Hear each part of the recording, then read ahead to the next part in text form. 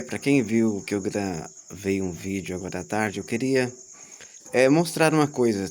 Aqui, no caso, olha só, eu não sou repórter, jornalista, eu não tenho formação para isso, tá? Então, mas só que eu consigo elaborar temas, assuntos, falar sobre diversas coisas que vieram à minha cabeça e eu vou então elaborando no caso, um vídeo, uma mensagem áudio. Eu decidi fazer isso em vídeo, até porque eu vi lives esses dias da BBC no Brasil, no conclave do Papa e outras, o que aconteceu antes ainda. E uma coisa assim que me parece, não sei, que vem um nervosismo, né? Não sei se isso acontece, claro, assim. Comigo, claro que parece, não sei, eu tenho já uma eu não sei, uma habilidade para poder formar assuntos e temas. E eu queria falar uma coisa aqui sobre o que eu já falei muito sobre a questão da direita e da esquerda mesmo, como vocês chamam de extrema direita, ultradireita, direita radical e a esquerda só a esquerda. Para mim, sabe, essa questão, para que eu fale sobre a esquerda, eu deveria saber o que é a esquerda. O que aconteceu?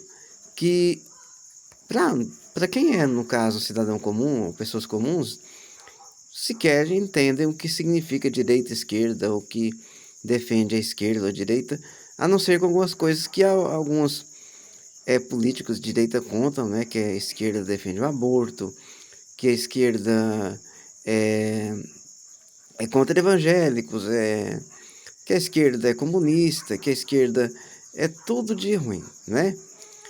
E o que aconteceu então? Antes do ano de 2022, escuta isso aqui. Antes de 2022, aqui tá de noite, ó, pra me ficar com a cara. Eu tinha que ficar assim o tempo todo, mas só que faz esforço e aí eu tenho que fazer um esforcinho para pensar também, para poder falar o que eu tenho para falar. Eu tenho que ficar assim. Antes de 2022, de começar o ano de 2022 até as eleições, a gente não ouvia falar sobre direita ou esquerda, um político de direita ou de esquerda, até porque o presidente que estava governando o país era de direita, né? No extremo direita, como alguns costumam dizer. Então não existia, não existia esquerda, direita e nada relacionado a isso, que defendia direita, que defendia esquerda. Até porque o governo, né, do Bolsonaro tentou meio que apagar isso. Apagar a esquerda. Até ele falava que, quando ele tomou posse em 2019, ele dizia que ele ia despetizar o Brasil. Quer dizer, tipo assim, fazer uma limpeza, uma faxina e praticamente acabar com o PT. E agora o presidente da República ele é do PT, né? Mas não é isso que eu quero dizer agora, não. O que foi que eu disse? Que para poder falar da esquerda, eu deveria o quê? Entender melhor, ou mesmo saber o que é a esquerda. E o que acontece comigo é que eu não sei o que é a esquerda. Eu não compreendo praticamente nada o que vem da esquerda. Do que é da direita, é mais fácil para que eu entenda, até porque é relacionado a evangélicos. E eu tenho, não em relação, eu sou evangélico, mesmo que eu não vá à igreja, eu faço oração à noite de dormir. Não vou à igreja, fui à igreja só uma vez ano passado. Mas então essa parte da direita eu entendo, o que defende, aquilo que é que eu acho certo. Então que eu compreendo a direita, porque eu estou do lado daquilo que eles dizem, daquilo que eles pregam, daquilo que eles indicam que é certo. Agora, quanto à esquerda, o que eu posso dizer aqui é ser bem claro aqui o que para mim seria a esquerda, o que eu posso dizer que é a esquerda. Primeiro, tem relação com o comunismo, alguma relação com o socialismo, né, da União Soviética, ou mesmo o comunismo da União Soviética. É, mas só que uma coisa assim, não é o mesmo comunismo e não é o mesmo socialismo. É um outro tipo de política, não sei se posso chamar que é política, mas, por exemplo, eu sei que mesmo quem é da esquerda, de esquerda aqui do Brasil, jornalista, repórter, qualquer que seja, não eu vou a palavra aqui, até que não sei se posso dizer assim, seria amante de Nicolás Maduro. Por exemplo, um ditador, né, da Venezuela, o ditador da Venezuela, ele é chamado de presidente lá aqui, mas ele é um ditador. E tanto pessoas que são de direita e que são de esquerda aqui no Brasil, tanto que o presidente Lula teve dificuldade de lidar com isso e sair da situação com o Nicolás Maduro, e ele é um ditador. Ele houve a eleição no dia 28 de julho do ano passado, de 2024, e na mesma noite, passou um pouco assim da meia-noite, a gente até ficou, eu fiquei assistindo assim, acho que foi na CNN Brasil, para ver, né, se o lá da CNE, o Conselho Nacional Eleitoral, seria ter coragem de falar que Nicolás Maduro venceu a eleição. E quando, para surpresa, né, de todo mundo que assistia, ele fala, o vencedor da eleição é Nicolás Maduro, ele tem um outro nome também. Nicolás Maduro venceu a eleição. No outro dia, meio-dia, o Nicolás Maduro já estava lá pegando o diploma de presidente. Para quê? Para não correr o risco de que alguém recorresse e houvesse um risco que ele tivesse que sair da presidência da Venezuela. Já começa por aí. Certo?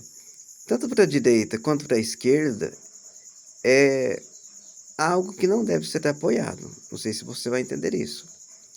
Que não podemos apoiar esse tipo de atitude de um ditador, no caso, de um político, de alguém que tem esse tipo de. Esse aumenta um pouco aqui. Esse tipo de comportamento. Outro país também que é Cuba, que é muito também reverenciado porque é da esquerda. O presidente Lula foi muito amigo de Fidel Castro, mas só que eu tenho visto na BBC no Brasil que não tem dado algo muito certo para os cubanos agora. Eles estão passando por situações difíceis. Mas por quê? Por causa da política, de um comunismo soviético ainda, se eles querem copiar aquilo ainda, e do chamado socialismo. Eu também não sei dizer o que é comunismo. Comunismo que é comum, né? Comunismo e o socialismo é praticamente uma coisa só, não sei a diferença, tá? Mas vamos lá. A política a ilha de Cuba, ela não é a coisa certa. Aquele povo, eles estão ali há mais de um século, porque antes eles eram dominados pelos Estados Unidos. Não sei, teve uma guerra ali com os Estados Unidos, os americanos tomaram conta da ilha de Cuba, e aí em 1958, 1959, Fidel Castro com Che Guevara, né, na Serra Maestra, parece que é Serra Maestra, eles conseguiram derrotar ali o governo cubano que tinha na época, que era relacionado aos Estados Unidos, e Fidel Castro tomou conta do poder e instaurou ali o comunismo soviético, tanto que a aproximação de Cuba, né, da ilha de Cuba, foi com a União Soviética. Tanto que, se eu falando sobre isso, né, eu não posso ficar sem falar que eu vi o vídeo daquela questão da crise dos mísseis. Eu acho que eu lembro quem fez. E eu passei a entender melhor a história depois que eu vi o vídeo da BBC no Brasil. É bom ver os vídeos da BBC no Brasil porque são mais explicativos. Não é uma coisa assim, mais resumida, né? Quando vai falar sobre uma coisa, já fala logo sobre tudo e pronto, e conta toda a história. Por isso que eu gosto de ver vídeos, e eu acho que eu vi o vídeo, não só ouvi, eu vi o vídeo. E gostei do vídeo, né? Claro, ali. E soube também que o problema da União Soviética era porque os americanos mantinham armas nucleares na Turquia e quase, olha só, não ia acontecer na Terceira Guerra Mundial, só aconteceria se eles já tivessem desenvolvido aqueles mísseis balísticos. Se eles já tinham mísseis balísticos, no que eu ouvi dizer, o meu pai já me contou tanto essa história, ele me contou quando era pequeno, eu lembro até hoje, que os soviéticos instalaram mísseis em Cuba que acertariam o Washington, nos Estados Unidos, em até 10 minutos. Então seria um míssil balístico. Ou talvez não fosse. Mas se eles já tinham desenvolvido os foguetes, né, aqueles que vão lá no espaço, porque o míssil balístico ele vai até o espaço, mais de 1.000 quilômetros. 1.000 quilômetros, tá? De altura, e depois ele desce a mais de 25.000 quilômetros por hora, até 40.000 quilômetros por hora. O que acontece ali? Eu vou dizer aqui, eu acho, assim, essa questão da crise dos mísseis, porque tem até a ver com o que eu estou falando. Houve a questão do submarino, não sei se eu vi também essa história do soldado, não sei se soldado, o comandante lá do submarino soviético, que eram 13, eles tinham que concordar em lançar um míssil nuclear, uma arma nuclear, um torpedo nuclear contra um navio americano. E ali começaria uma terceira guerra mundial para eles, naquilo que dá para entender. Mas o que acontece? Que por conta de Cuba, não aconteceria a terceira guerra mundial. O que eu posso dizer aqui? Vou explicar até por quê. Primeiro, para que eles lançassem armas nucleares um contra o outro, ou seja, União Soviética contra Estados Unidos contra a Soviética, eles teriam que usar aqueles aviões que são os bombardeiros, no que me parece. Se eles não tinham mísseis balísticos intercontinentais, né? Aqueles que a Rússia tem, que é bem perigoso, né? E que o Kim Jong-un gosta de fazer um teste, passando por cima do Japão, né? Aqueles mísseis ali, aqueles ali sim, vai lá no espaço, mais de 1.000 quilômetros, 1.000 quilômetros de altura, e ele joga umas 10 ou 12 ogivas nucleares indefensáveis para qualquer bateria antiaérea. Não tem como, praticamente não tem defesa. Esse é o medo de que se haja uma guerra nuclear. Naquele tempo, eu não sei como eram os foguetes, não sei como eram os mísseis também, mas se já eram com essa tecnologia, então uma guerra nuclear, uma terceira guerra mundial, uma guerra nuclear, era mesmo bem perigoso. Agora que eu não acredito que isso aconteceria, tá? Uma terceira guerra mundial, né, poderia acontecer, mas eles resolveram jogar água, né, na fogueira e diminuir aquela tensão que eles tiveram. E a União Soviética tirou os mísseis de Cuba e os americanos tiraram os mísseis da Turquia. Agora, de se ver, né, que essa competição, essa rivalidade Estados Unidos e União Soviética, ela não acabou até hoje, dá para ver, né? No caso, a Rússia ainda é a União Soviética em parte, não é toda, né, aquilo que era, mas é aquela rivalidade que os americanos fazem, os russos têm que fazer. Seria mais ou menos comparado assim. Imagina que você compra uma Starlink do Elon Musk. Você tem um vizinho, né? Você compra a Starlink. Aí o seu vizinho vai ver. E quando você vê o seu vizinho comprou também Starlink. Por que ele fez isso? Não é? Ou no caso, rivalidade, né? Isso existe para todo lado.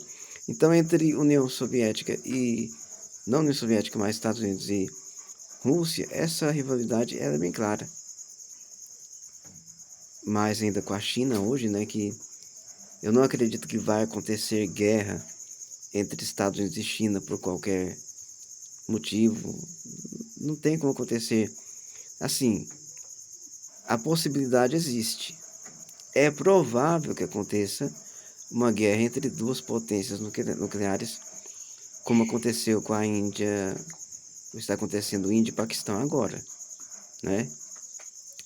Significa então que dois países que possuem armas nucleares podem entrar em conflito militar, né? Mas agora Estados Unidos e Rússia, o mesmo. Agora, o maior perigo que eu vejo hoje é na Europa. E falo por quê. Primeiro, que eles tinham que resolver essa questão da guerra na Ucrânia. O Vladimir Putin, no que parece, ele está dificultando a negociação. A negociação de hoje, que aconteceu na Turquia, me parece que nem aconteceu, ou aconteceu, não deu em nada. Até porque o Trump queria estar lá, o Zelensky pediu para que o Putin fosse, o Putin não quis ir, e ele está dificultando essa negociação. E agora uma pergunta que eu faço, que você também deve entender essa pergunta que eu vou fazer aqui sobre o Putin. Que até quando o Donald Trump vai ter paciência com o Putin? Até porque o Trump ele está fazendo de tudo desde o mês de janeiro, fevereiro, para tentar acabar com essa guerra e entrar lá, explorar as terras raras, né, e os minerais raros da Ucrânia. Enquanto não houver o cessar-fogo, eles não podem entrar. Então, o perigo para a Europa hoje, eu não vou dizer que seja a Rússia, sendo que para quem vê não é? Mas o que será os planos, não de Vladimir Putin, porque ele tem a presidência até 2036, mas vem outros governantes. Mas qual é a intenção do governo da Rússia?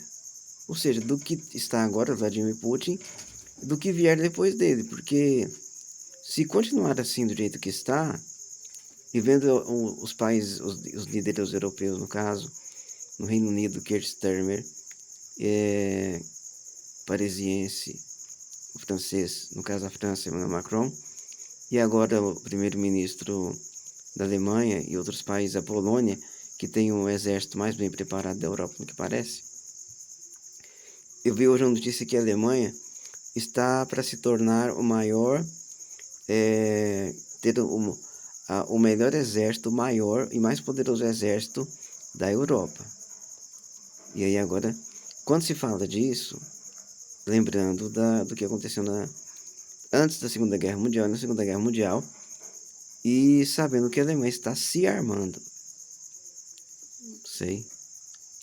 Agora, o perigo que eu vejo na Europa é exatamente esse aumento das tensões, falas que não devem ser faladas no exemplo.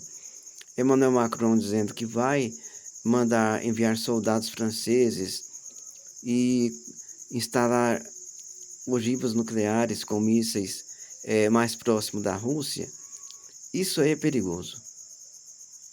Isso aí é a mesma coisa que de uma pessoa assim chamando para briga, porque nesse caso, olha só quanto que é difícil essa questão da Ucrânia, porque para acontecer um cessar-fogo em um acordo de paz na Ucrânia, a Ucrânia, no caso Zelensky, ele tem que ceder a Crimeia e tem que ceder a região de Donbass, que são 4 regiões que eu não sei o nome das 4, é Zaporizhia, Kherson, é uma coisa assim. Então eu não sei o nome de todas, mas são 4 regiões que a Rússia já tomou, não tem o controle de tudo, e para um cessar-fogo acontecer, a Ucrânia tem que ceder todo o território dessas 4 regiões e ficar com a parte onde praticamente não gera nenhuma renda, porque a parte que mais rica da Ucrânia é a região que a Rússia tomou, a região da Crimeia, a saída pelo Mar Negro, que agora os russos conseguiram, além de bloquear os ucranianos ali, os navios ucranianos, ter saída pelo Mar Negro. Então é muito difícil. Se eu disser aqui agora que comigo mesmo, você claramente que eu vou dizer para você aquilo que eu acho sobre essa questão da desse acordo de paz, cessar-fogo, que eu acho muito difícil para um ucraniano, ou mesmo Zelensky, o governo ucraniano, aceitar perder esse território para a Rússia. Ou seja, entregar isso aqui vai ser de vocês agora. E olha só que situação difícil. Que, no caso, entrega a Crimeia, entrega a região de Donbass e pronto. Fica de que jeito? Ficaria ali uma zona desmilitarizada para que não tenha nenhum tipo de conflito em qualquer lugar. Então vou dizer para vocês aqui que mesmo que Donald Trump ele faça o maior esforço para acontecer esse cessar-fogo e um acordo de paz na Ucrânia, e Donald Trump já sabe que para a guerra acabar na Ucrânia, a Ucrânia precisa entregar, né, entregar de vocês a região de Donbass, que é a Crimeia, e as 4 regiões que a Rússia tomou. E o que acontece? No caso do Donald Trump, ele sabe disso. Só que Zelensky, ou mesmo Volodymyr Zelensky, também sabe. Mas só que o que acontece? Fica muito difícil para que uma pessoa que seja o presidente da Ucrânia, no caso, que ele entregue esses territórios para a Rússia e dê a posse para que a Rússia anexe, no caso, como já foi anexado por referência e coisa ali, mas não reconhecido por ninguém, essas 4 regiões na Ucrânia, né? Além da Crimeia que a Rússia tomou em 2014. Então, não existe acordo de paz entre Rússia e Ucrânia sabendo que a Rússia é um país invasor. A Rússia invadiu a Ucrânia. No caso, é a mesma coisa de você entrar e roubar algo de alguém. Então, fica muito difícil. Os ucranianos, no que eu entendo, os que são ucranianos de verdade, porque tem muito russo na Ucrânia, eles não vão ficar muito contentes nem satisfeitos com isso. Apesar que um cessar-fogo agora seria mais fácil e melhor para que depois de um tempo eles consigam um acordo ali. Mas só que eu vou dizer aqui, eu acho muito difícil que a Rússia deixe esses territórios e entregue de volta para a Ucrânia. É uma guerra que não tem solução em um tempo de no mínimo 10 anos. E quanto ao risco das falas dos líderes europeus, ou mesmo do apoio que dão para a Ucrânia, o perigo está nisso, em parte. E outra coisa, se Donald Trump disse que não defende nenhum país da OTAN, ele dá carta branca para que Vladimir Putin queira invadir algum país ali dos Bálticos, né? Lituânia, Letônia, Estônia, Letônia e Lituânia. É bem complicado. E sem contar também que Vladimir Putin, a Pontífice Universidade Católica, falei sem querer, da carta branca, no caso no carta branca, que Vladimir Putin, ele tem a carta na manga dele, que são as armas nucleares, seja de baixa potência ou de muita potência. No caso, o uso de uma só dessas já causaria um problema muito grande no mundo inteiro. E vou dizer uma coisa aqui para vocês, que esse 2025 nosso, 2024 já estava assim um pouco. Esse 2025 nosso, estamos no mês de maio, hoje é dia 15 para 16, ou é 16, já não sei. dizer para vocês uma coisa, estamos em 2025. É como ter uma história com um, um livro ainda não escrito. Nós não sabemos o que vai acontecer, não sabemos o que pode acontecer, nem lá e nem aqui no Brasil. Quer dizer, não sabemos o que pode acontecer na Europa a qualquer hora. Estados Unidos também, a gente fica sem saber qual vai ser a próxima medida, decisão de Donald Trump. O que ele pode fazer. É meio complicado, não dá para saber. No Brasil também, estamos vivendo também uma coisa tão difícil aqui, que não vou falar sobre política, não com relação aos três poderes, ao poder executivo, legislativo e judiciário, mas que tem relação com isso, que temos um governo de esquerda e temos a maior parte dos políticos que estão no Congresso são de direita ou de centro-direita. Mas só que eu vou voltar ao assunto esquerda e direita, para poder sair um pouco desse problema internacional aí com relação à Europa e à Rússia. Estados Unidos não tem perigo, os Estados Unidos estão longe de qualquer zona de conflito, igual o Brasil também, está no continente americano, então o perigo é para os europeus. Mas, como eu disse, estamos em 2025, indo para 2026, sem saber o que pode acontecer. Agora no Brasil, no caso, quanto à direita e esquerda, o que acontece? Antes de 2022, eu mesmo não sabia e nem entendia o que era isso, não sabia. Direita, esquerda. De repente eu comecei a ouvir falar sobre direita, esquerda, partido de direita, partido de esquerda, por conta da peleja, né, da disputa entre Bolsonaro e o presidente Lula, na época. Aí então eu fui começando a notar. Então existe isso, então? Direita, esquerda? O que defende a esquerda?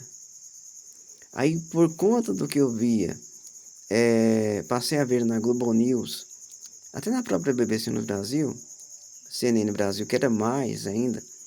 Até eu fiz uma pergunta para uma pessoa que assiste bastante televisão em casa, quem que ele acha que é mais de esquerda? Quem que mais puxa para o lado do governo? Eu vejo a Globo News. E já ele disse que é a CNN Brasil. É mais que a Globo News ainda. Não sei qual dessas duas. Mas quanto ao BBC News Brasil, me ajudou a entender certos tipos de pautas da esquerda. Eu não sabia o que era a agenda woke, nem o que era woke. Mas então, eu não posso falar o nome dela agora porque ela não é mais da BBC no Brasil. Ela falou bastante da cultura woke, da agenda woke. Aí então eu entendi o que era. E coisas também que vinham acontecendo, mas que eu também não acompanhava. Então também eu não ficava sabendo. Agora quanto a essa questão, eu disse no início que eu tenho mais facilidade para entender a direita por conta que eu estou já meio que doutrinado nessa parte. Como evangélico, eu já tenho uma doutrina essa parte da direita. Então o que políticos de direita falam, eu entendo. Agora o que políticos de esquerda falam, eu não compreendo, não consigo entender. Para mim é um tipo de algo errado. Mas por quê? Eu tenho que dizer por quê. Que não é por culpa minha. Às vezes, não, porque alguém pode dizer, mas porque ele é fascista. Então, não, eu não sei nem o que é fascista e nem o que é nazista. Eu não nasci nessa época. Eu sou de um outro tempo, sou de 1981, então não tenho convivência, vivência, conhecimento histórico. Não vivi história, essa história do fascismo, do nazismo, para saber. Até existe um exagero quanto a alguns políticos que, quando apontam políticos de direita, mesmo que chamam de extrema-direita e ultradireita, direita radical, que são fascistas ou nazistas. Sendo que, para ser, no caso, fascista, você teria que estar seguindo a doutrina de Benito Mussolini lá na década de 1920. E para ser nazista, você teria que ter os mesmos pensamentos de Adolf Hitler, que o pensamento dele era em exterminar povos, extermínio de povos. E, assim, falando sobre guerras, né, se a gente for falar sobre a guerra de Israel em Gaza, dá a impressão que a intenção de Israel seria essa mesma, né?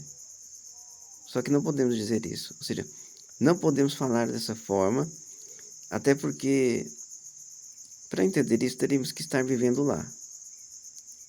Ser israelense, sendo um palestino, para entender o que acontece lá na terra deles. Então não dá, somos brasileiros. Estamos aqui onde aparentemente todos vivemos em paz, sendo que não. Aqui mais no interior, sim. Aqui não tem muita violência, não tem criminalidade demais. Mas São Paulo, Rio de Janeiro e outras cidades maiores, eu sei que tem violência e muita criminalidade. Certo. Eu posso falar da esquerda então, né? O que mostrou que a esquerda, eu já falei, foram jornalistas, repórteres e também políticos. No que eu disse, que quando os de direita falam, eu entendo e falo, tá certo isso. Tá certo o que você está falando, porque é isso mesmo. E quando o político de esquerda fala, eles já usam, no caso, vou ter que falar daqui até coisas que repórteres usam, até a própria BBC no Brasil usa, que são frases como, eu vi de ontem para hoje a palavra misoginia. Ou seja, muitas vezes são coisas que eu não sei se existe de verdade. Quer dizer, pelo menos no interior, por onde eu conheço, para o interior agora bem, com R bem, né? Eu não vejo isso por aqui. Não tem. Até na cidade que eu moro perto, eu não conheço, mas já vi um homossexual que ele tem uma loja na cidade. Ele se veste bem engraçado, assim, de forma bem engraçada. E ninguém está nem aí com isso. Se eu quiser entrar na loja dele e comprar qualquer coisa na loja dele, eu entro na loja dele e compro sem problema nenhum. Quanto a questão das meninas, das adolescentes, eu conheço adolescentes que não gostam de menino, não. O que isso também não entra na parte da esquerda, porque nem elas sabem, essas meninas no caso, o que é esquerda, o que é woke, o que é feminismo. Elas não sabem o que é isso, elas só são, escolhem, no caso, não gostam de meninos e pronto. Elas não estão sabendo disso. Elas não estão informadas da existência de uma esquerda que defende que existe a comunidade LGBTQIA+, ou mesmo que elas são parte do ativismo LGBT, no caso. Não fazem parte. Eu lembro de ver meninos também que, já bem jovens, eles já optavam por serem homossexuais. E nenhum de nós tínhamos nada de, assim, falavam que eles eram, no caso, aquilo ali, a gente olhava com respeito, com tudo. Eram jovens meninos, adolescentes de 14 anos, que já se assumiam homossexuais já, e mostravam e falavam. Então, quanto a essa parte, no que eu disse mais cedo, se alguém viu, que muito disso que, no caso, vou falar aqui claramente, estou falando se alguém viu isso no BBC Brasil, falo BBC Brasil porque é assim que está lá escrito BBC Brasil. O que acontece? Acontece que, vamos dizer aqui o que é que acontece nesse negócio, para ver se a gente entra em um acordo aqui, e se eu entendo isso, porque eu estou falando para entender isso. Quando eu gravo alguns áudios é para entender também, para vocês verem também que eu estou gravando um vídeo falando sobre diversos assuntos. Voltei ao assunto inicial, fui até a guerra da Ucrânia, China, falei de mísseis balísticos que sobem até 1.000 metros, 1.000 quilômetros de altura, mais alto do que a Estação Espacial Internacional. E quando eu faço isso, eu estou falando algo, eu esqueço que eu estava dizendo, tem que voltar atrás, de volta, para poder lembrar o que eu tinha para dizer. Lembrei. Vamos lá aqui. Vocês estão me vendo aqui, né? Que eu estou falando tudo isso. Falei que não compreendo muito bem a esquerda, que eu não entendo a esquerda, que eu entendo a direita, que eu entendo o que eles falam, que eu falo que eles estão certos. Mas eu vou falar aqui uma coisa, para que você entenda, não fique com raiva de mim também não. Que eu penso que você não vai ficar com raiva de mim. Se ficar assim, fica um pouco melhor. O que acontece é que, vamos lá falar de USP, Universidade de São Paulo, não é isso, né?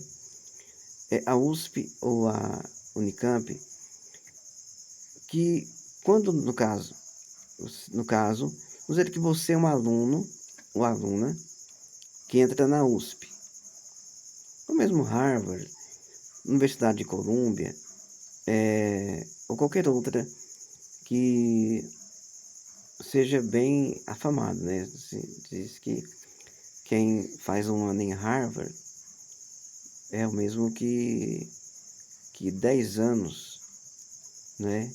Em qualquer outra universidade eu vi falar isso aí. Então escuta aqui, você entrou na USP. Então você passou 4 anos, 5, 6, ou até mais estudando na USP. Então você recebeu uma informação e uma educação, e educação no caso, o ensino, de pessoas. E você foi ensinado a trabalhar de uma forma. De alguma maneira ali alguém te ensinou o que você faz hoje. Alguém passou para você muitos, no caso, aprendizado para ser um repórter. E o que acontece?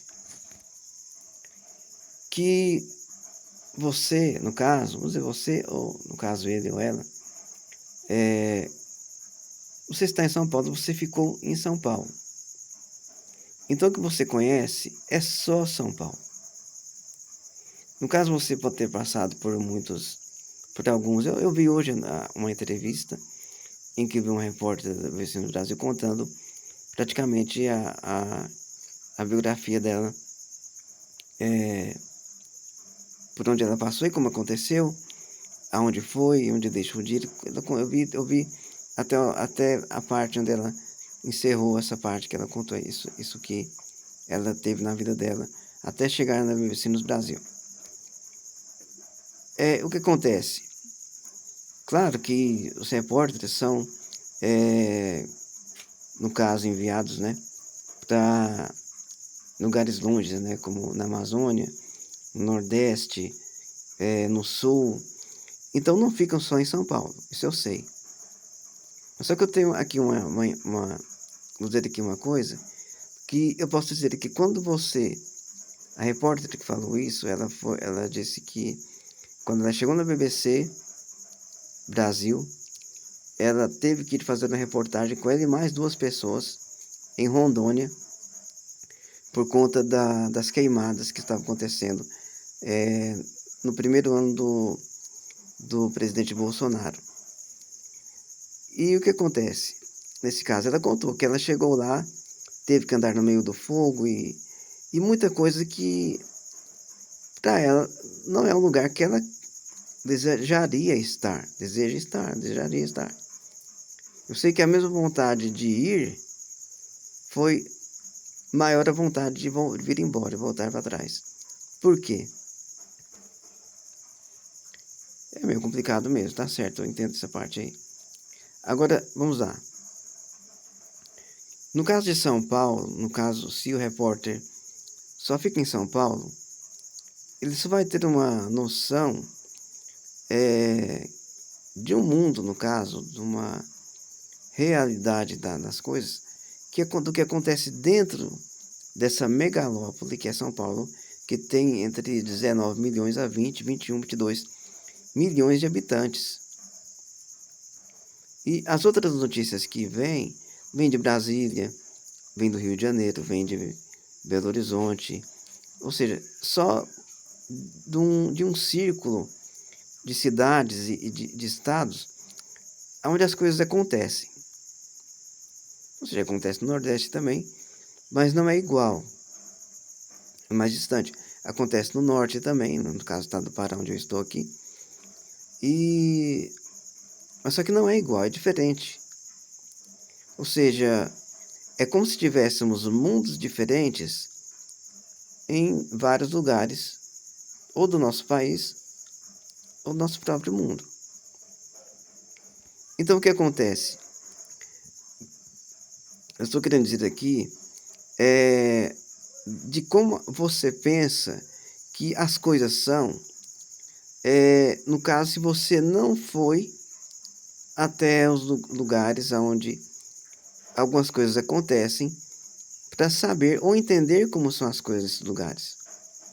Até porque existe a parada, chamava parada aqui antigamente, mas a parada LGBT, que é a mais na Avenida Paulista, São Paulo, se não fica só nisso. O que fica só no quê?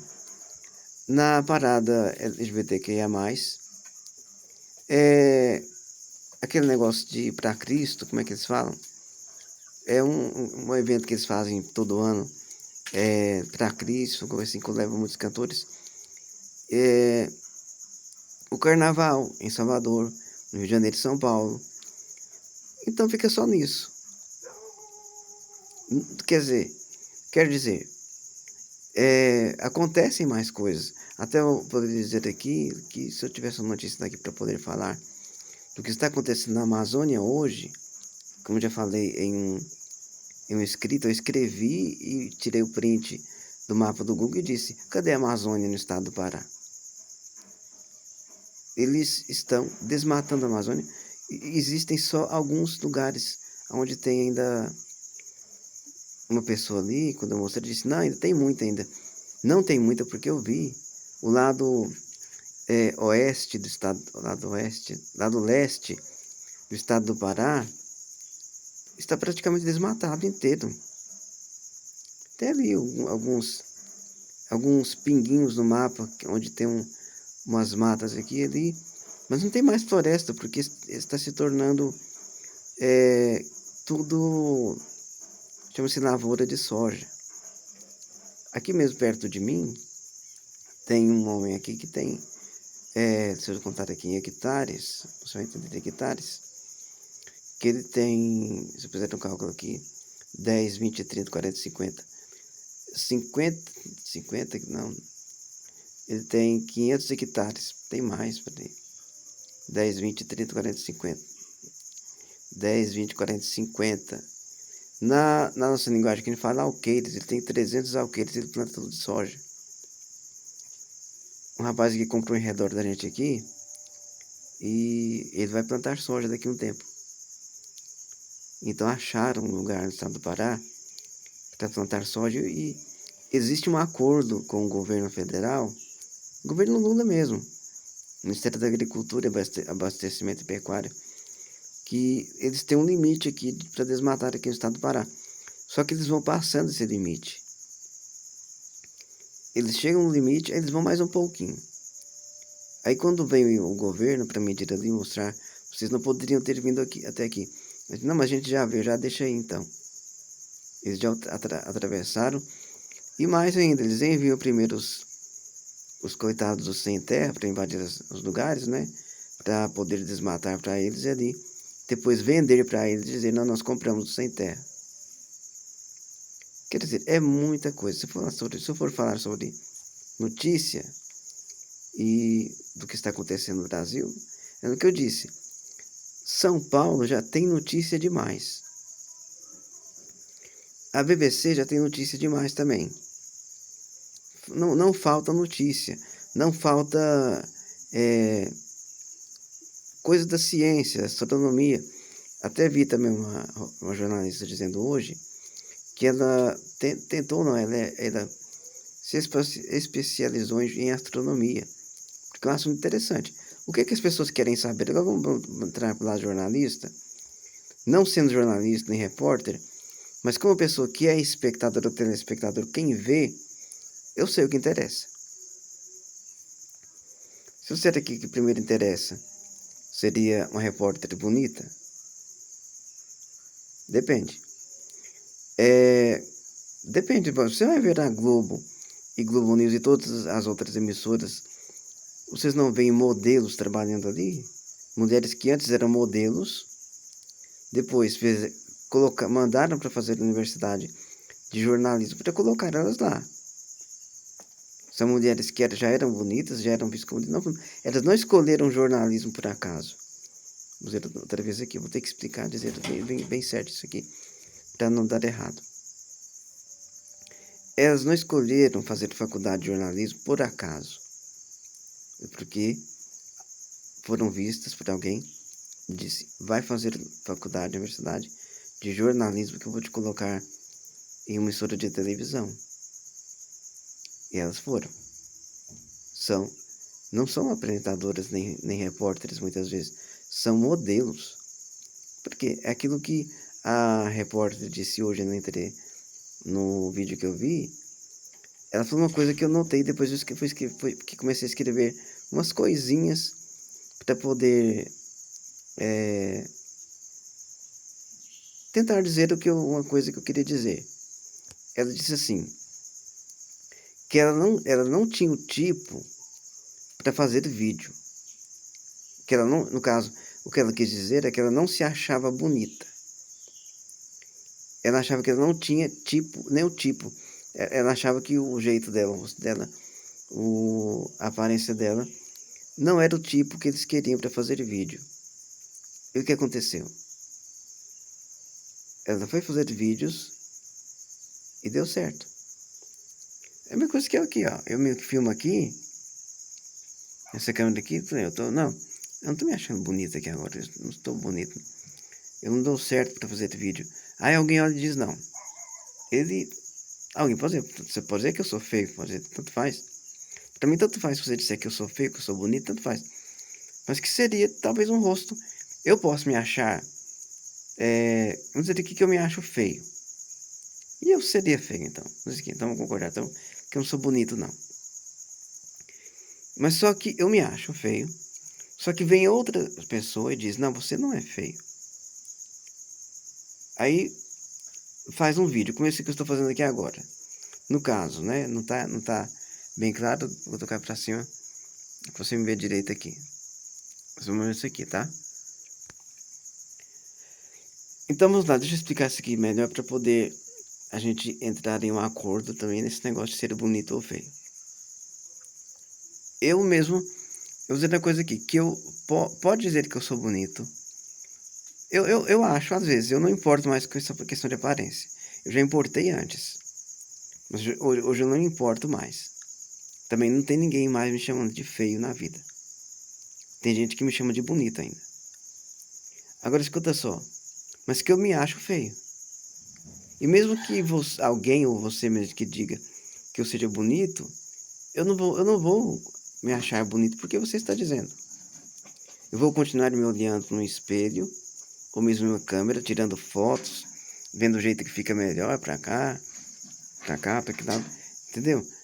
Aí, o jeito que eu achar, que eu ver que está melhor, então eu vou tirar a foto. A foto que eu tenho no X, eu tirei umas 15 fotos para ver qual que ficava melhor. A gente faz isso, não faz? Tem outras pessoas que preferem tirar selfies assim pra cima. Manda pra cima, aí tira a foto. Quer dizer, o meu rosto é esse aqui. Se me achar bonito, acha. Se não quiser achar bonito, não acha. Pra mim, tanto faz. Eu só sei que eu estou fazendo um vídeo, que não é por acaso. Eu estou com a intenção de querer mostrar que vocês podem fazer vídeos desse jeito também. Não precisa ter um assunto. Eu não comecei com um assunto. Eu pensei, eu vou começar falando de esquerda e de direita e depois eu ver o que eu falo.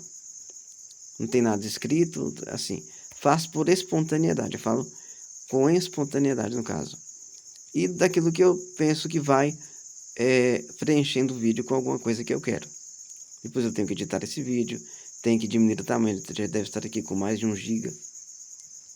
Não sei porque câmeras de celulares ainda não gravam vídeos com menos megabytes, né? Menos giga. Então, o que eu estava falando, se eu já esqueci, está vendo? Até quando eu falo que eu já esqueci, já é motivo de reportagem. Mas a minha intenção não é por acaso. É para mostrar que vocês podem fazer também.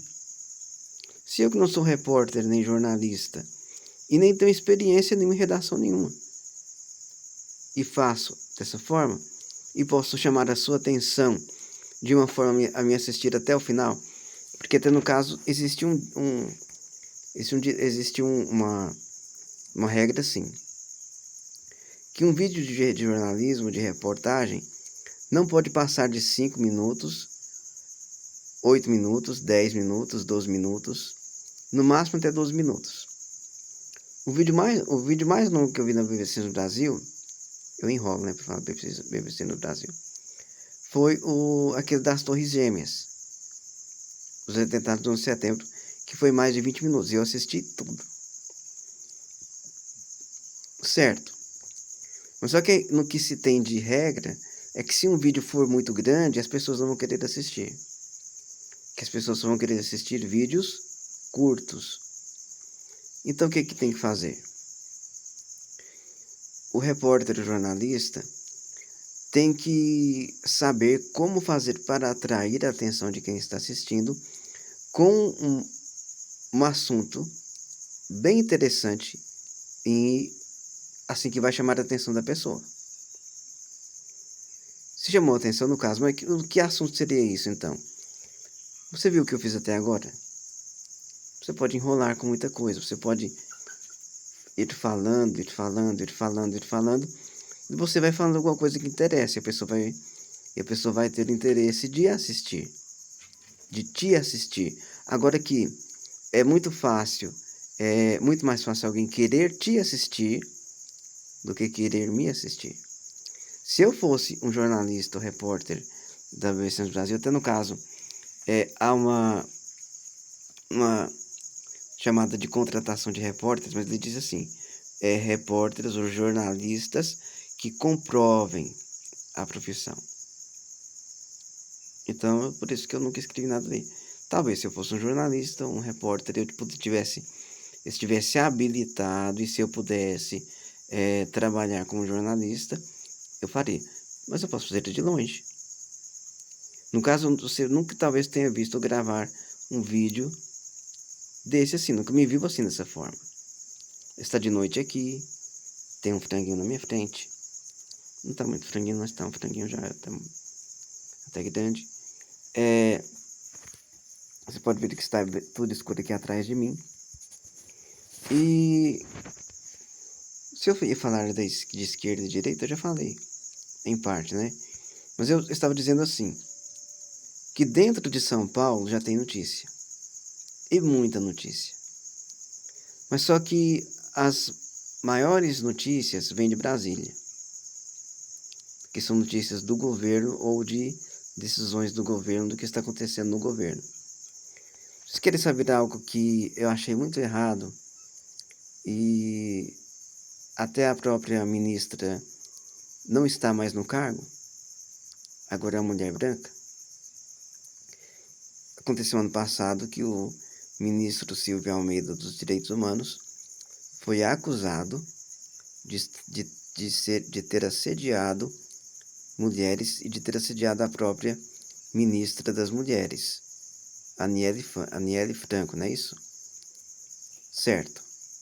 Ele foi demitido, ele não queria sair, mas o presidente Lula demitiu ele depois. A Aniele Franco foi na Advocacia Geral da União contar que aquilo tinha sido verdade e nada aconteceu com ele. A denúncia contra o Silvio Almeida foi arquivada pelo Ministério Público Federal. Então, e se fosse eu? E se fosse outra pessoa? E se fosse você? Por quê? Ah, porque ele é negro. Então, espera aí. Que privilégio tem uma pessoa negra mais do que um branco? Que privilégio eu tenho mais do que você tem? Ou mesmo que eu digo, que eu tenho dito, que direito que eu tenho mais do que você tem? Não temos mais. No caso, eu não tenho mais direito do que você. Eu posso até, no caso como eu disse, falar a minha opinião. Eu posso dizer aquilo que eu acredito. Eu posso ter o direito à crença religiosa. E posso falar sobre aquilo que eu acredito. E se eu falar, no caso, e se você não concordar comigo no que eu disse, não acreditar no que eu acredito, você pode falar também no que acredita. Até porque, em outro tempo, talvez até poderia dar briga comigo se discordasse no que eu acreditava. Hoje não.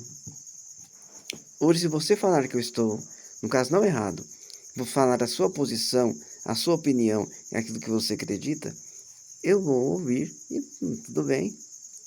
Mas mas eu acredito dessa forma, porque eu tenho uma outra opinião, eu tenho uma outra mente, né? Eu tenho uma outra, aqui ó. Não somos tão iguais assim.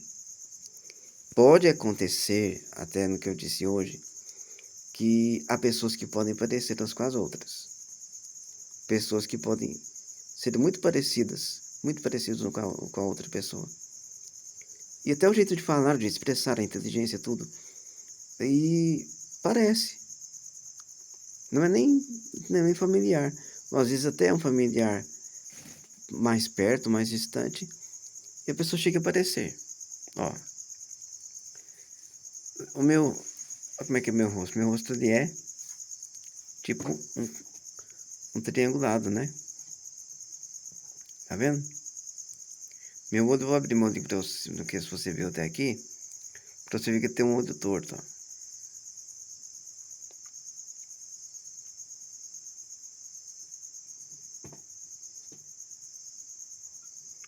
No caso, se eu ficar com meu olho muito aberto, ó, eu não consigo ficar com meu olho muito aberto.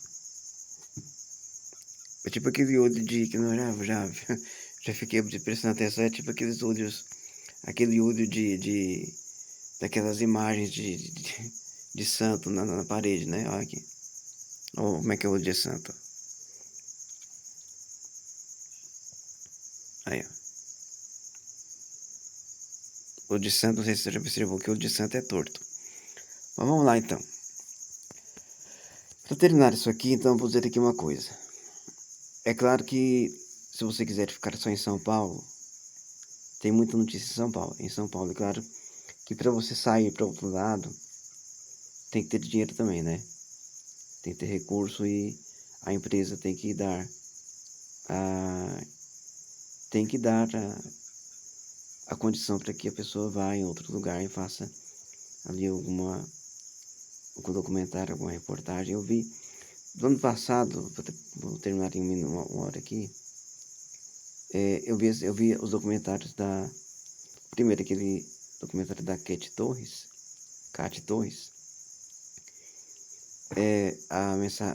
o documentário do Fox, aquele da melhor escola e a pior escola do Brasil. E eu vi outros os documentários da Julia Grant, que é uma reportagem que ela fez com os brasileiros que moram na Inglaterra e que viviam em trailers. E parece que eles foram até deportados, não sei. E de uma brasileira chamada Célia. Então eu presto muita atenção. Se eu tiver de passar de hora aqui para passar, dizer que eu presto muita atenção em reportagens, em repórteres. Eu já conheço, no caso, qual é o que cada repórter tem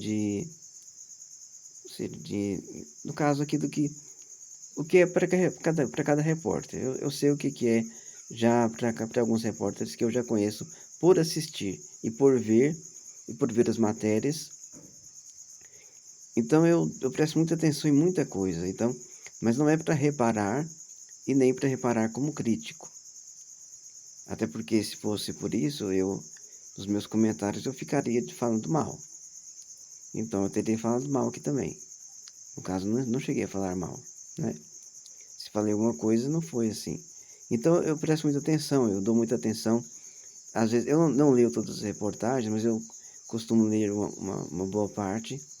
Em parte eu leio, em parte eu não leio, porque eu não dou conta de ler tudo. Mas é a conta de notícias, o canal de notícias que eu tenho como canal principal, conta principal que eu sigo. Então, não sei até quando isso vai acontecer. É uma hora, pode ser que eu paro. Se eu gravei um vídeo desse aqui, que eu não sei se alguém vai ver ou não, se vai ver ou não sei, pra mim também, tanto faz, vou colocar no YouTube e vou depois colocar no Telegram na conta da BBC Brasil. Talvez alguém queira ver. Também, qual é a minha intenção do que eu disse? Que é para mostrar, olha só, deu 1 hora e 1 minuto, né? Então, eu quero dizer para você uma coisa que dá para fazer. Pode ser que uma pessoa mesmo, eu não assisto televisão, não assisto vídeos mesmo não. Eu não vejo televisão nem vejo vídeos. Mas há pessoas que podem gostar de assistir. No caso, há pessoas que podem gostar de assistir vocês. É claro que muitas vezes as pessoas não vão gostar de me assistir. A não ser que eu tivesse a marca BBC comigo. Muitas vezes, a minha opinião iria importar. Se eu tivesse a marca BBC comigo, seria mais fácil, né? Até mais interessante. Para eu poder assistir. Mas as pessoas não vão querer por causa da marca. Eu não tenho marca comigo. A única marca que eu tenho é o meu nome. Mas só que o que acontece? Que vocês podem fazer isso também, no caso, se quiserem. Eu vi uma live eu não vejo lives porque quando eu começo a assistir eu fico com vergonha da repórter. Eu vou falar do nome dela agora, da Mariana Sanches. Acho que foi ano passado ainda, depois da vitória do Trump, ela fez uma live para poder falar sobre alguma coisa. Então, eu entrei na live e eu fico com vergonha. Muitas vezes vocês fazem live e eu não assisto porque eu fico com vergonha. Quando é live, para conversar, no caso, eu poderia, no caso, no momento, entrar na conta list e mandar uma mensagem direta, eu quero conversar com você. Só que eu não faço isso, porque eu não converso na internet. E se vier, por exemplo, algum comentário, alguma coisa sobre o que escrever, ou mesmo se eu me achar muito importante, não sei que eu não sou tão importante assim. Mesmo que possa ser, né? Porque eu estou mostrando uma coisa que eu sei que dá para fazer, isso que eu estou dizendo. Mas que talvez não seria necessário, né? Até que há coisas que são necessárias e há coisas que não são necessárias. Quer dizer, um documentário pode ser de mais de 1 hora. Uma reportagem muitas vezes não precisa de 1 hora. O que eu fiz agora aqui não foi uma reportagem, vou falar algumas opiniões sobre algumas coisas. Mas para poder terminar, em São Paulo, eu sei que há muitas notícias. E, na verdade, o que acontece é que não é muitas vezes você que escolhe o que vai fazer no outro dia seguinte. Muitas vezes é o que vai acontecendo. De repente amanhã acontece alguma coisa no Brasil que é de muita importância e você tem que ir cobrir aquele negócio lá. Alguma coisa que acontecer. Outras vezes não, outras vezes você só precisa ficar na redação, fazer um vídeo ou escrever alguma coisa mesmo para organizar aquilo que tem que ser organizado.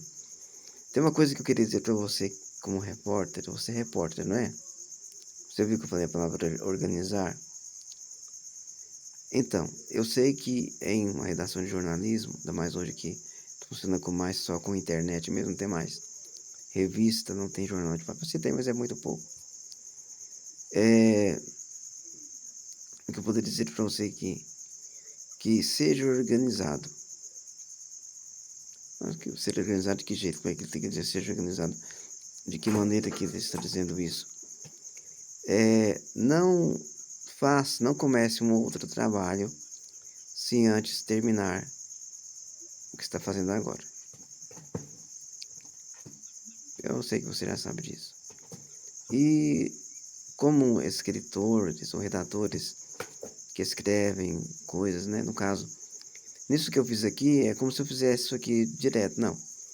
Agora eu estou mostrando como que eu gravo áudios. Se alguém já ouviu um áudio meu. Então, se eu fizer vídeo, eu dou conta de fazer vídeos assim, dependendo da. Só que hoje não tinha nenhuma notícia, a não ser aquela do Papa Leão 14 sobre o que ele falou hoje cedo. Sem nenhum tipo de notícia, sem ter que falar, eu venho aqui e gravei um áudio de 1 hora e 5 minutos. Então vou lá em cima, vou editar, vou colocar no YouTube e para que vocês vejam. Eu acho que já deu para entender, não é? Então, fiquem com Deus.